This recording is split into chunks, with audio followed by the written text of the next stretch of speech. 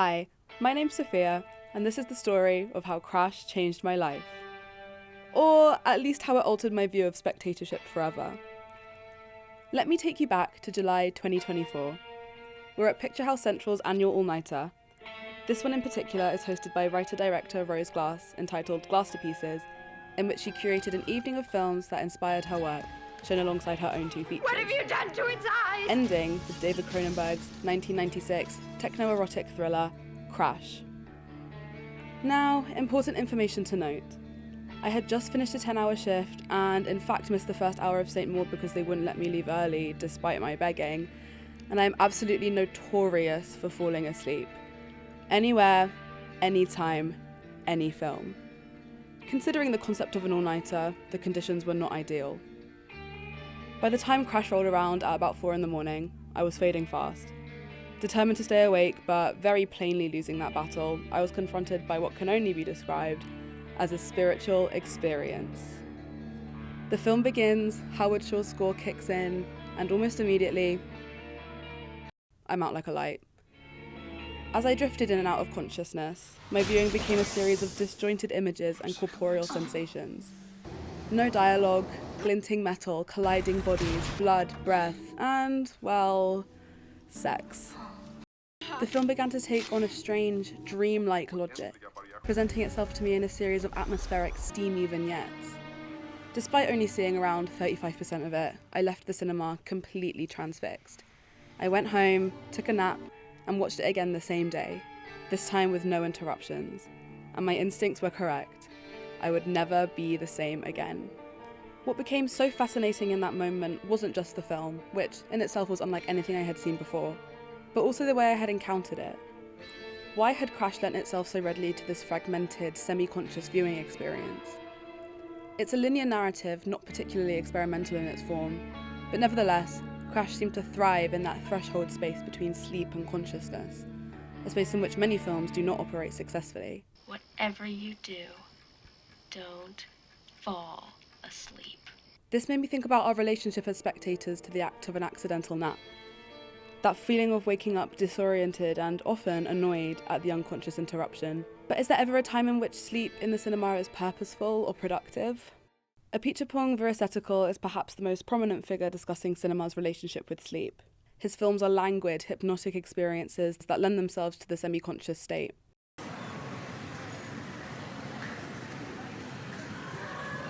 Characters are fast asleep, and he does not discourage you from nodding off too. You can even sleep. It's okay. Yeah. To Apichatpong, sleep allows our minds and bodies to become uninhibited, which in turn opens up concepts, ideas, images to different interpretations.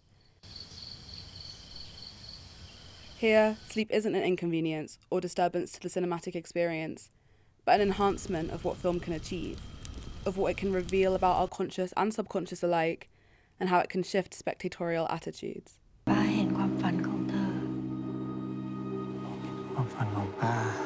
In order to demonstrate these attitudes in an authentic setting, Apichatpong constructed an installation at the 2018 International Film Festival Rotterdam entitled Sleep Cinema Hotel. This was an actual operational hotel described as guests staying in a communal sleeping space segmented into individual sleeping pods that were made from mesh screening and semi-transparent privacy curtains. This meant that guests had a perpetually disrupted view of the screen. On the screen played 120 hours of carefully curated archive footage, featuring boats, water, clouds, sleeping people. By decentering the screen, Apichatpong encouraged a sort of physical and psychological drift, where guests were welcome to come and go as they please, both physically within the room and consciously with the soporific effect of what was being projected on the screen. From this, we can see that sleep is not a failure of spectatorship, as it can sometimes feel, but another enriching way in which we as spectators can engage with cinema. In drifting off, the film isn't lost, but is absorbed differently, almost through osmosis. Of course, this 120-hour non-linear film that is designed with this very idea in mind is a completely different experience from drifting off in an uncomfortable cinema chair during a 90-minute narrative feature. However, my 4 a.m. encounter with Crash unintentionally mirrored this idea.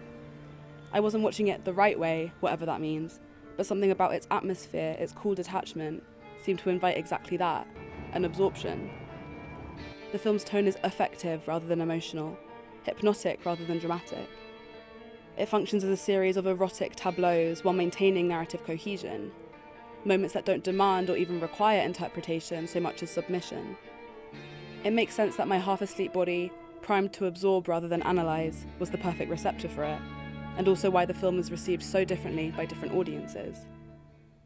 In an interview with David Cronenberg and James Ballard, author of Crash the novel, at the BFI in 1996, Ballard discusses the moral framework of the film, or lack thereof. What I'm really impressed about your film, because it's much more difficult in a public medium like cinema to bring this off, is the way you eliminate or you dispensed with the moral frame. You present the events of the film without any apparent sort of easy get out for the audience or for the characters within the film. I think it is perhaps this dispensing of the moral frame, creating such a fluid structure out of a linear narrative, that aligns this 100-minute feature with Apichatpong's 120-hour installation. This lack of a virtuous message being imposed on the spectator, dictating to us what is good, bad, strange, transgressive, as if we can't make up our own minds. The film opens itself up to a different type of engagement. Drifting in and out of consciousness doesn't mean failing to grasp a narrative arc or character trajectory based on growth or moral consequence, but resubmerges you in atmosphere, mood, texture. You don't tune back in and scramble to catch up on what is happening, but simply allow yourself to sink into how it is happening.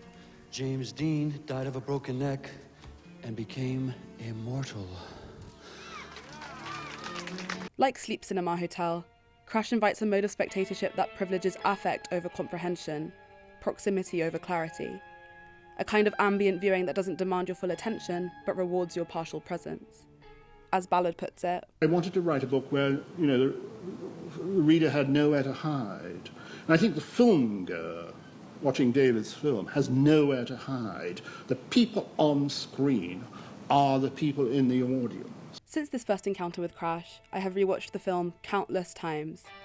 At home on my laptop alone, on the TV with friends, my birthday screening in the cinema I work at, and in the IMAX at 10 a.m. Come and see this film that's beyond the bounds of depravity. And I also own it in every format. DVD, Blu-ray, VHS, the screenplay, the novel, MP4, and even Laserdisc. With each viewing, something new reveals itself to me. Beyond the content of the film itself, it has reframed the way in which I consider cinematic time, attention, and immersion. It's not slow cinema by any means. In fact, I think it's exactly the opposite. But the way I approached this first watch at the all-nighter almost presented itself as such.